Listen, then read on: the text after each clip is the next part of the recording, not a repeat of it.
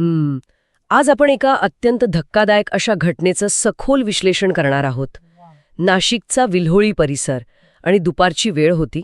गजबजलेला रस्ता आणि अचानक हो 13 एप्रिलची ती घटना. अगदी बरोबर, भर रस्त्यात एका तोंडाला स्कार्फ बांधलेल्या महिलेने सूरज सोळंकी या तरुणावर चक्क कोयत्याने सपासप वार केले. म्हणजे आपण आज केवळ या बातम्यांचा वरवरचा आढावा घेणार नाही आहोत, तर यामागील जे काही गूढ आहे ते उलगडणार आहोत. खरं तर यातील सर्वात अस्वस्थ करणारी गोष्ट म्हणजे या घटनेचं ते पब्लिक नेचर. म्हणजे जेव्हा भरदिवसा असा गुन्हा घडतो ना, तेव्हा तो केवळ एक खून नसतो. तो एक प्रकारे समाजातील कायद्याच्या धाकाला दिलेला थेट इशारा असतो. हो, आणि मला हेच प्रामुख्याने समजून घ्यायचंय, कारण सोशल मीडियावर तो जो व्हिडिओ प्रचंड व्हायरल झालाय ना, त्यात स्पष्ट दिसतंय की ती महिला ज्या दुचाकीवरून पळून गेली तिची नंबर प्लेट एका कपड्याने जाणीवपूर्वक झाकलेली होती. बरोबर. म्हणजे मी सुरुवातीला विचार करत होते की ही रागाच्या भरात झालेली एखादी उत्स्फूर्त कृती असेल, पण तसं अजिबात नाहीये. गुन्हेगारी विश्लेषणात आपण ऑपॉर्च्युनिटी क्राईम आणि टार्गेटेड हिट असे दोन प्रकार पाहतो. नंबर प्लेट झाकणे हे स्पष्टपणे टार्गेटेड हिटचं लक्षण आहे. पण त्याहूनही महत्वाचं म्हणजे हत्याराची निवड. तिने पिस्तूल नाही वापरलं, कोयता वापरलाय. बापरे, हो, ते खूपच भयानक होतं बघायला सुद्धा. हो, कारण महाराष्ट्राच्या गुन्हेगारी वर्तुळात कोयता वापरण्यामागे एक विशिष्ट मानसशास्त्र असतं. मी अनेक केसेस बघत आलोय. यामुळे बघणाऱ्यांमध्ये ना तात्काळ दहशत निर्माण होते.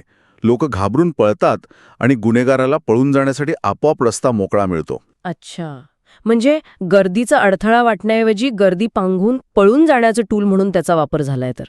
पण मग दुपारची वेळ का निवडली असावी? म्हणजे अंधाराचा फायदा घेणं जास्त सुरक्षित नसतं का? हा एक खूप सामान्य समज आहे. पण प्रत्यक्षात पाहिलं तर अंधारात पोलिसांची रात्रीची गस्त जास्त असते. हां, तेही आहेच. आणि दुपारच्या वेळी रस्त्यावर वाहनांची प्रचंड वर्दळ असते. गुन्हा केल्यानंतर एका झाकलेल्या चेहऱ्याने आणि झाकलेल्या नंबर प्लेटच्या गाडीने ट्रॅफिकमध्ये मिसळून जाणं खूप सोपं जातं. हे अत्यंत थंड डोक्याने केलेलं कॅल्क्युलेशन आहे. हे कॅल्क्युलेशन खरंच विचार करायला लावणार आहे. आणि यावरूनच पुढचा प्रश्न उभा राहतो की सूरजचीच हत्या का? अगदी. आपल्याकडे असलेल्या सूत्रांनुसार पोलिसांना अद्याप नेमका हेतू समजलेला नाहीये. हा वैयक्तिक वाद होता की काही प्रेम प्रकरण होतं की जुना हिशोब होता, हे अजूनही पूर्णपणे अस्पष्ट आहे. आणि म्हणूनच हा तपास इतका आव्हानात्मक बनतो. जेव्हा मारेकरी आपली ओळख लपवतो आणि नंबर प्लेटसुद्धा झाकतो, तेव्हा पोलिसांना त्या पारंपरिक तपासाच्या पलीकडे जावं लागतं. म्हणजे नक्की काय करावं लागतं त्यांना? म्हणजे घटनास्थळावरून मारेकऱ्याचा माग काढण्याऐवजी त्यांना सूरजच्या आयुष्यातून पुढे यावं लागतं. त्याचे कॉल रेकॉर्ड्स तपासावे लागतात. त्याचे मागचे काही दिवस कसे होते ते बघावं लागतं. व्हिडिओ आहे ना, त्याचा थेट फायदा का होत नाहीये त्यांना? कारण व्हिडिओ केवळ घटनेची पुष्टी करतो, ओळख नाही पटवत. चेहरा आणि नंबर प्लेट दोन्ही गायब असल्याने तो जो काही व्हिज्युअल पुरावा आहे तो खूप मर्यादित ठरतो. हां, लक्षात आलं. अशावेळी तपासाची दिशा सेल टॉवर डंपकडे वळते. म्हणजे त्या विशिष्ट वेळेत विल्होळी परिसरातून कोणते मोबाईल नंबर ॲक्टिव्ह होते आणि त्यातील कोणता नंबर घटनेनंतर वेगाने शहराबाहेर गेला याचा पूर्ण डेटा काढावा लागतो. हे एक प्रकारचं तंत्रज्ञानाचं रिव्हर्स इंजिनिअरिंगच आहे. तंत्रज्ञान नक्कीच मदत करेल, पण ही महिला अद्याप फरार आहे ही वस्तुस्थिती नाशिककरांची झोप उडवणारी आहे. हा विषय आता केवळ एका हत्याकांडापुरता मर्यादित राहिलेला नाहीये. हो, नक्कीच. शहरातील वाढत्या गुन्हेगारीमुळे सामान्य नागरिकांमध्ये एक प्रचंड भीतीचं आणि अविश्वासाचं वातावरण निर्माण झालं आहे. कारण कायदा आणि सुव्यवस्थेचा मुख्य आधार हा पोलिसांची संख्या नसून डिटरन्स म्हणजे कायद्याचा धाक असतो. जेव्हा एखादा गुन्हेगार असा विचार करू लागतो की आपण भरदिवसा भररस्त्यात खून करून पळून जाऊ शकतो, तेव्हा तो धाक संपल्याचं ते लक्षण असतं. अगदी खरंय.